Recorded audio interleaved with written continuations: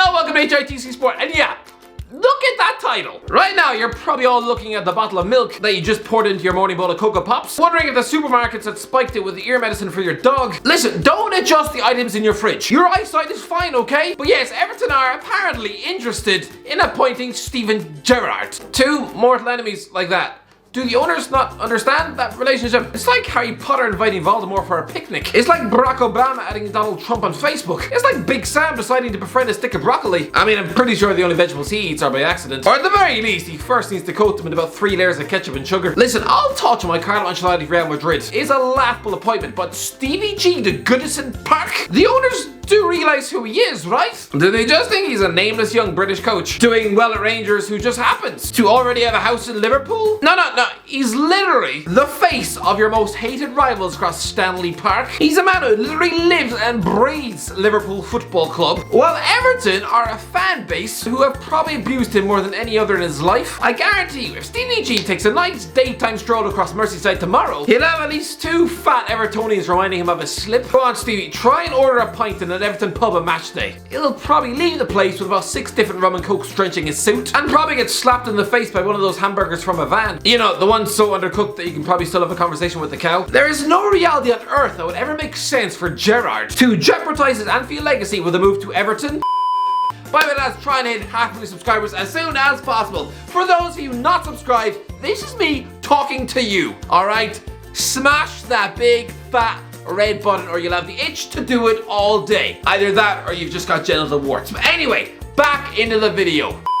Maybe if his management career was stuck down a well, only being offered jobs at Fleetwood, Oxford and Wigan, and he suddenly couldn't afford his bills, was now resorted to beating up school kids for their lunch money, scouring the floors of megabuses for his dinner. You know you've hit rock bottom when your 6-year-old son catches you eating crayons from his pencil case. Maybe then if his landlord was threatening eviction, and he could no longer afford the school uniforms for his kids, to the point where they now have to attend geography and English wearing bin bags, maybe then if Everton were the only club to show a flickering interest in him, but even still, for a boyhood cop-out like him, it would still probably feel like cramming his ball back into a pencil sharpener, fake smiling outside Goodison Park with the Everton scarf. Yeah, it'd be like forcing a fake smile at the prospect of eating a pancake off Hagrid's sweaty thigh. Deep inside, you feel like stabbing yourself in the face with a corkscrew. Anyway, others in the running for the Everton job are Nuno Espirito Santo, who apparently has just spent the last 3 days in talks with Crystal Palace, gearing himself for the most sideways move of his career, ditching an ambitious club like Wolves for a team who still pick Benteke up front, a club where the best player is such a human flight risk to such an extent that he's probably planning a getaway in a caravan this summer. Honestly, if Wilfred Zaha still at Sellers Park in his 30s, he'll probably feel like that 45-year-old comic book nerd who finally realizes that he's wasted his entire life spending every waking hour writing X-Men fanfiction instead of talking to actual human beings. Jorge Mendes, the super agent, his clientele consists of both Santo and Ancelotti. Clearly Mendes was too busy working on dragging one manager from 10th in the Premier League to the biggest club on planet Earth that he didn't really have any time to pay any attention to getting Santo some actually serious work. Santo, I'll say the same thing I said to my middle-aged neighbour who officially married his blow-up doll. You can do better. Who else? Rafa Benitez is an 8-1 favourite. Again, for the same reasons as Stevie G, he'll turn that job down. Again, David Moyes is doing too well at West Ham to want to ditch them to force his way a sideways move. For me, the answer is staring Everton straight in the face. There is no other option right now than Eddie Howe. A boyhood Everton fan, you might not think that's important, but it's definitely helped Dean Smith at Villa Park.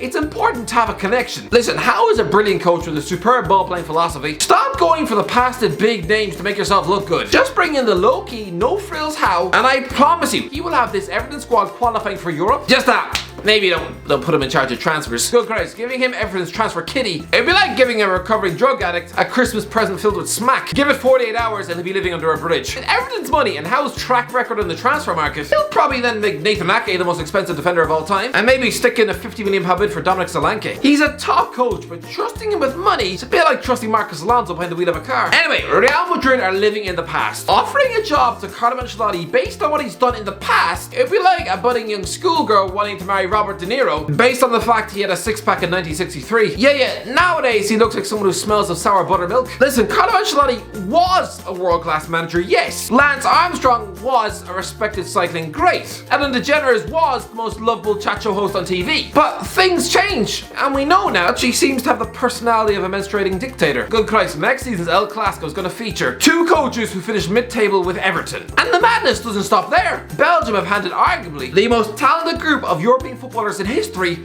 to Roberto Martinez? What next? Are we going to see Diego Simeone hand over the reins of control to David Moyes? Are we going to see Big Sam at Inter Milan? Why is this suddenly the fashionable thing in football now for the biggest jobs to reward Goodison Park mediocrity? Even their former captain Phil Neville, his first job in management, was being allowed to manage his goddamn country. And now he's got a highly paid gig in the luxurious Miami, coaching Gonzalo Higuain on a daily basis. To be fair, he also has to deal with the nearly middle-aged Ryan Shawcross, who I'm convinced must have a framed photo of Aaron Ramsey stuck in a hospital bed on a mantelpiece in his kitchen. I mean, come on, isn't that what he's best known for outside of Stoke-on-Trent? Listen, Ancelotti in his day was a world-class coach. He didn't win 3 Champions Leagues by accident, but this season he has performed to the level of Marco Silva. Just mediocrity at every turn. If he wasn't this brandable, exciting name, if this was David Moyes finishing 10th with this Everton squad, then you're damn right Toffees fans will be screeching until their voice box turns blue that he should be fired on the spot. But it's insane how much time you can base off the strength of your name. Whisper it quietly, lads. Since promotion in 2017, Newcastle have scraped 44 points, 45 points, 44 points, and 45 points again. 2 of those seasons were Rafa Benitez, where he was treated as a club saviour, and the last 2 were with Steve Bruce in charge. And Newcastle fans honestly talk about him as if he's a senile bumbling clown. Honestly, both identical records, he has statistically performed to the level of Rafa Benitez. And actually, the Spaniard was hailed as a cup specialist. And yet, Bruce is the one who's dragged the club to 2 cup quarter-finals. And yet still, if the Geordies ever find out where he lives, they'd probably stuff cat poo through his letterbox. My point is that if you're a big name, the fans let things slide. Ancelotti's been handed a shockingly expensive squad and inspired to lose 11 times Goodison Park last season, including to the likes of Burnley, Fulham and Sheffield United. Is this some sort of sick joke? People try to tell me that Jose Mourinho is finished. Well then, why does he have to lower himself to a Roma team who just finished 7th in Serie A, while Ancelotti gets given the reins of the biggest club on planet Earth? Lads, he's won 2 games of football at Goodison Park since Christmas Day. Last summer, he tipped Richarlison to score 30 Premier League goals this season, challenging him to outscore Didier Drogba's best ever season to win the Golden Boot. Well, under his watch, the £50 million Brazilian has trickled in 7 league goals, just 2 more than he managed in his 1 season at Watford. He was sacked at Bayern Munich after getting battered 3-0 at PSG in the Champions League, where his tactics were called into question. Then he replaces Maurizio Sarri in Napoli, and lads, in December 2019 he was sacked in mid-table after winning 0 of his last 7 league games. And at Everton, he's got a win percentage of 46. Statistically, his worst return from any job he's ever had, ever. This highly assembled Everton squad, with wages pouring out of the holes in their armpits, to finish just 2 places higher than Steve Bruce? If you're gonna bin your manager and start again, it's best to do it this season. Honestly, Mourinho right now is probably grinding his teeth in his sleep to the point where he's probably coated his pillow with chunks of enamel on a nightly basis. If he wasn't so eager to jump at a rebound fling with Roma, the guy could realistically have seen off Carlo's competition